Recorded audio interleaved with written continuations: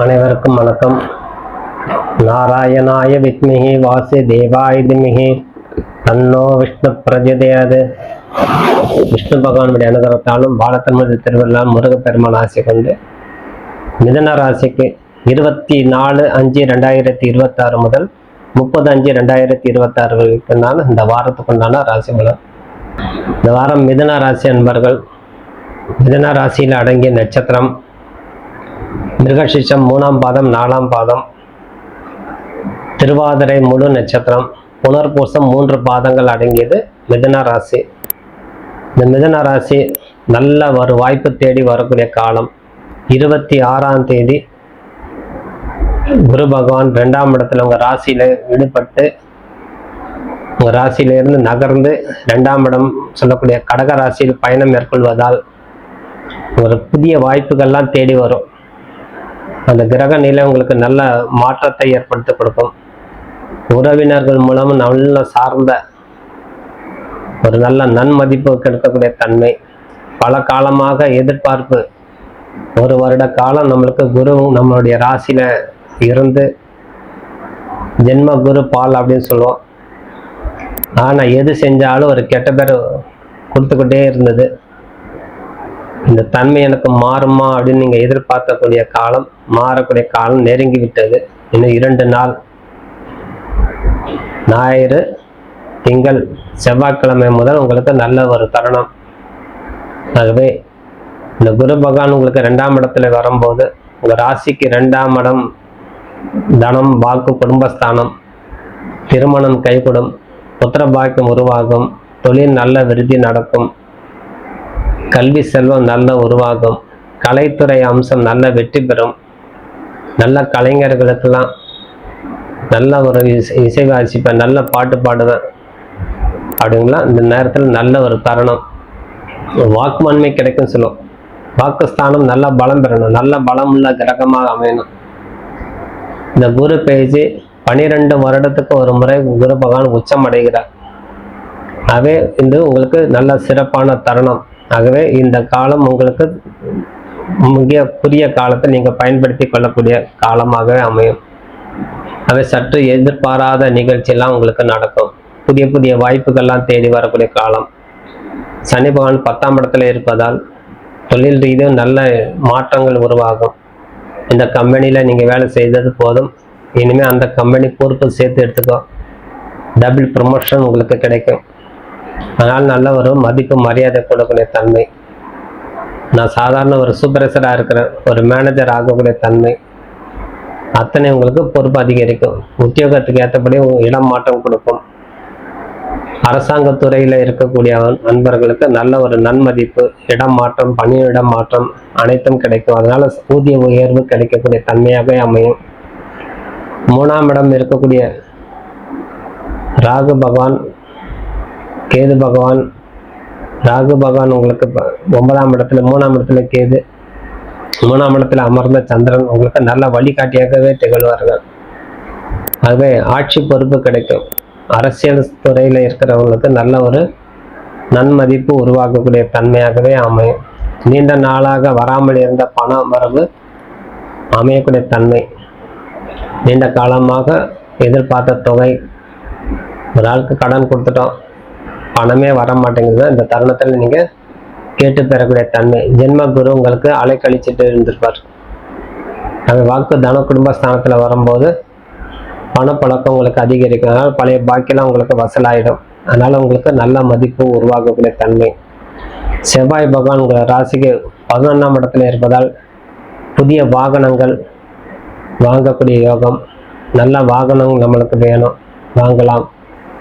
அதே போல் நல்ல ஒரு சொந்தமாக ஒரு வீடு வாங்கணும் அப்படிங்கும்போது வீடு வாங்கக்கூடிய யோகமே உங்களுக்கு அமையும்.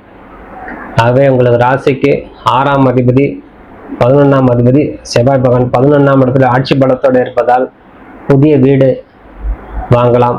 ஆகவே இவ்வளவு காலம் நம்ம வாடகை வீட்டில் இருந்தோம், ஒரு இஎம்ஐ போட்டு வாங்கிடலாம் அப்படிங்கிறது உங்களுக்கு ஒரு நல்ல ஒரு தருணம், யோசனை வரும்.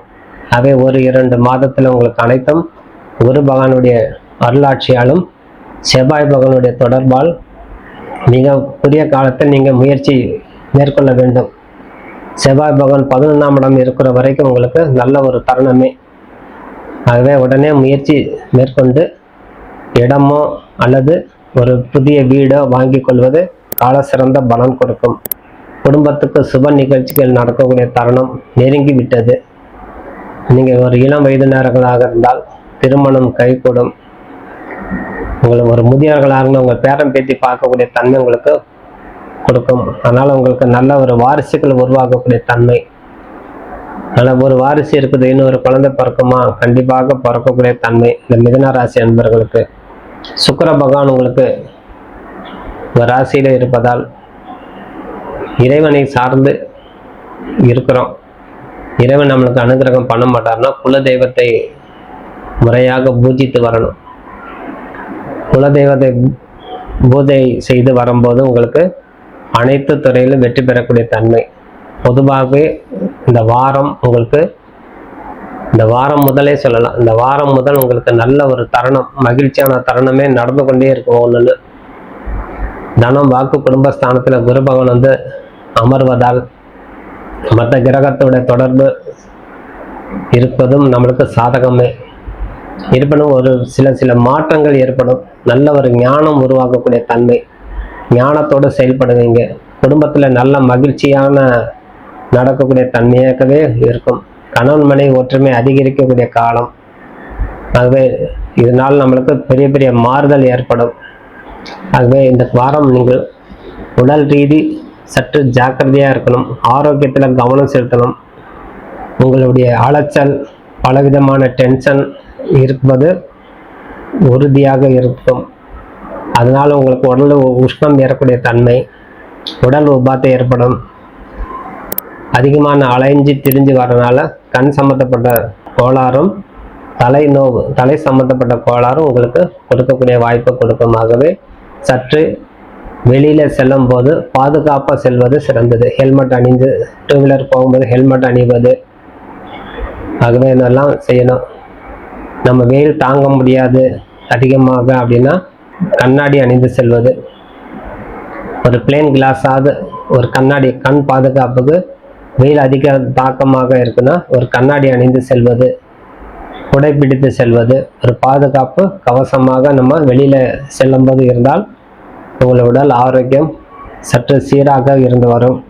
ஆகவே இந்த வாரம் விஷ்ணு சகஸ்ரநாமம் பெருமாளையில் சென்று பரிகாரமாக செய்து வரும்போது புதன்கிழமையும் சனிக்கிழமையும் தொடர்ந்து விஷ்ணு பகவானுடைய பூஜை செய்து வரும்போது உங்கள் அனைத்து துறைகளில் வெற்றி பெறக்கூடிய தன்மையாகவே அமையும்.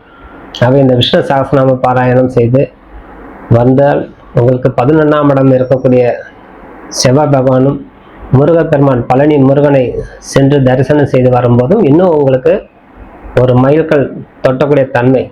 இந்த மிதுன ராசிக்காரங்க நல்ல ஒரு உடை அணியணும், நல்ல ஒரு உணவு உண்ணணும், நல்ல ஒரு காலனி வேணும், நல்ல ஒரு வீடு வேணும், நல்ல ஒரு வாகனம் வேணும். எல்லாம் ஒரு ஆசை அடைய முடியலையே அப்படின்னு ஏதேனும் உங்களுக்கு கை கொடும். இந்த முருகப்பெருமான் வழிபாடு சமூக அந்தஸ்துக்கு ஏற்படக்கூடிய தன்மை முதல்ல உருவாகும். அந்த முருகன் வழிபாடு இந்த வாரத்தில் நீங்கள் செய்யும்போது சமூக அந்தஸ்துக்கு ஏற்படி நம்மளுக்கு ஒரு கிழிந்த ஆடை உடித்து சென்றோம், ஒரு நல்ல உடை அணிந்து செல்ல நம்மளுக்கே ஒரு கூச்சம் உண்டாகும்.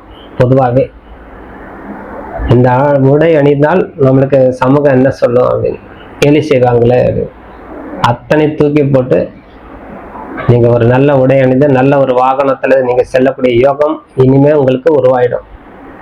பழைய கஷ்டமெல்லாம் மாறக்கூடிய தன்மை, கஷ்டங்கள்லாம் காணாமல் போய்விடும். குரு பகவானுடைய அனுகிரகத்தால், சனி பகவானுடைய உறுதுணையாக இருப்பதால் உங்களுக்கு பழைய கஷ்டங்கள்லாம் படிப்படியாகவே குறைந்து நல்ல தருணமாக நல்ல ஒரு வாழ்க்கை அமைந்து வெற்றி மேல் வெற்றி பெறக்கூடிய தன்மை உருவாகும் சொல்லி விடைபெறுகிறேன். நன்றி, வணக்கம்.